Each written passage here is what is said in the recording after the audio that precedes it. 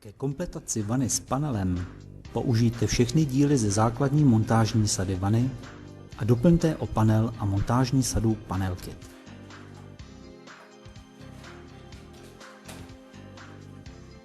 Pro instalaci vany platí v plném rozsahu bod montážního návodu stavební připravenost.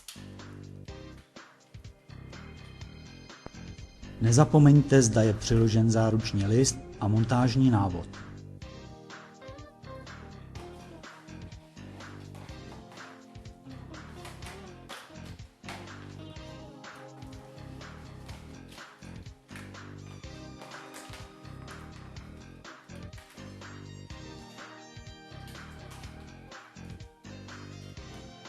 K sadám Podpora a Panel Kit je montážní návod přibalen.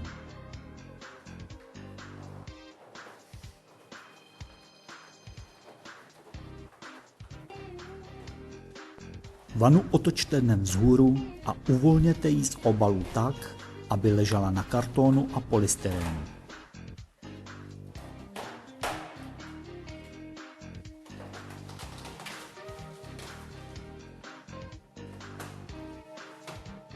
Podle nákresu v montážním návodu vyznačte na dno vany polohu nosníků. Doporučujeme začít nakreslením příčné osy procházející středem otokového otvoru a nakreslením podélné osy dna vany. Vana s panelem má 3 plechové nosníky. Nosníky jsou otočeny vždy 2 otvory 12,5 mm k oblouku vany. Pomocí vodováhy nebo úhelníků odměřte přesnou vzdálenost osy krajního otvoru v nosníku od obrysu vany. Na dno vany obkreslete obrysy otvorů 6 mm v plechových nosnících. Do krajních otvorů nosníků u zkosené strany namontujte závitové tyče dlouhé 550 mm. Na druhý konec nosníku délky 850 mm namontujte závitovou tyč dlouhou 450 mm s opěrnou nožičkou pod sedátko. Pozor! Kovové nosníky jsou univerzální a mohou mít více otvorů. Přiloženým 3 mm vrtáčkem vyvrtejte otvory pro připevnění.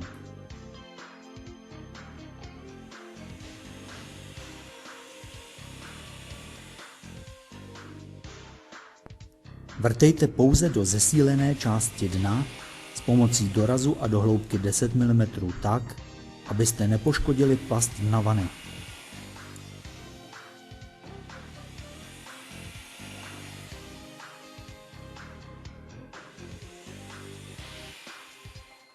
Přiložte nosníky a upevněte je šrouby.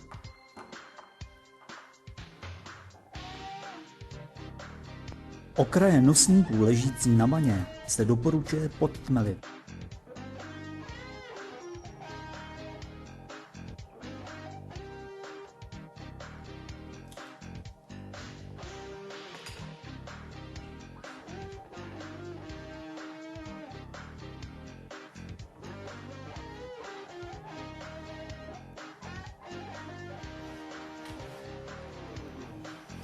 Na druhý konec závitových tyčí ze sady Panel Kit osaďte mezi 2 matice držák panelu. Matice neutahujte, ponechte vůli pro osazení a seřízení. Do lemu vany pod opěry závitových tyčí naneste tmel. Výškově seřiďte držák panelu tak, aby zasunutý panel byl těsně pod hranou ořezu vany a tvarem lícoval s vnějším obrysem vany.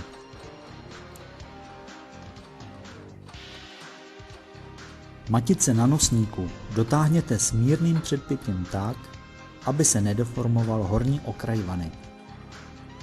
Pro stabilizaci dolní části panelu namontujte pod nosník držák s podložkou a zajistěte ho maticí. Vanu postavte na konečné místo.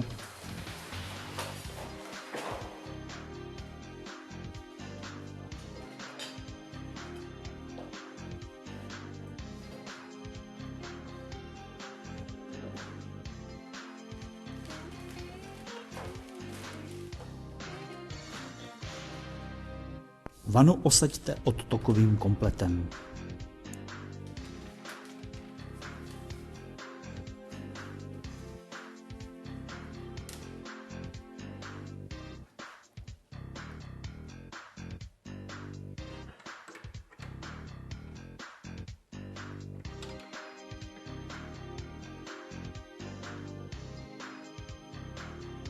Z důvodu odhlučnění se doporučuje na strany vany přiléhající ke stěně nalepit molitanový pásek.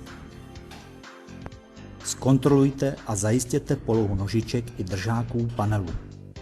Vanu postavte na konečné místo a podle vodováhy ustavte do vodorovné polohy.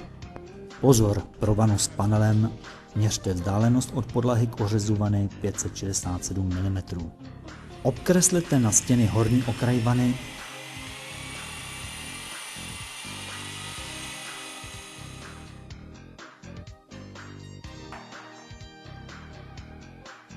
přišroubujte příchytky lemu vany.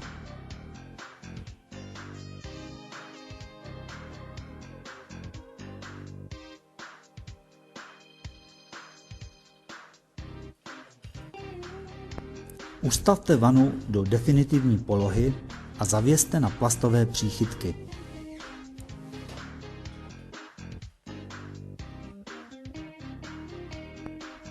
Montáž madla.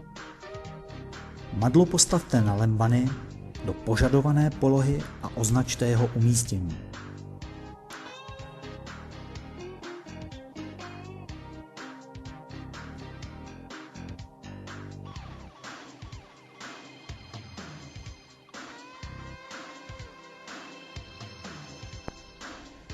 Na označená místa přilepte samolepící šablony.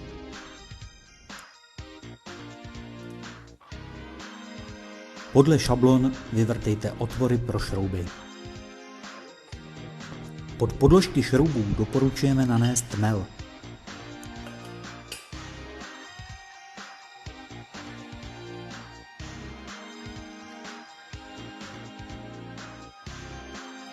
Montáž panelu. Nasuňte panel do držáku na vaně a vyrovnejte ho. Odzkoušejte funkci opěr v dolní části panelu. Po sejmutí panelu upravte polohu opěry. Tvar panelu obkreslete na podlahu a na boční stěny. Pro upevnění panelu u bočních stěn se použijí 2 držáky pro levý a 2 pro pravý okraj vany. Posuňte držák panelu směrem pod vanu o tloušťku panelu, to je o 3 až 4 mm od obrysu panelu, a na stěnu obkreslete středy oválných otvorů pro připevnění držáku. V místech bočních držáků označte na panelu středy otvorů. 3 mm vrtákem provrtejte panel společně s děrovaným plechem. Pozor, abyste nepoškodili s klíčidlem vrtačky plastový panel. Samořezným šroubem s plastovou podložkou upevněte panel a na hlavu šroubu namáčkněte plastovou krytku.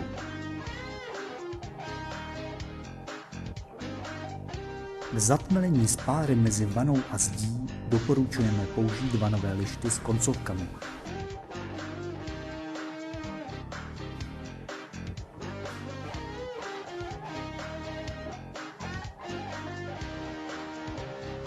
Podle potřeby lze tmelit spáry mezi panelem a obkladem, případně i vodorovné spáry.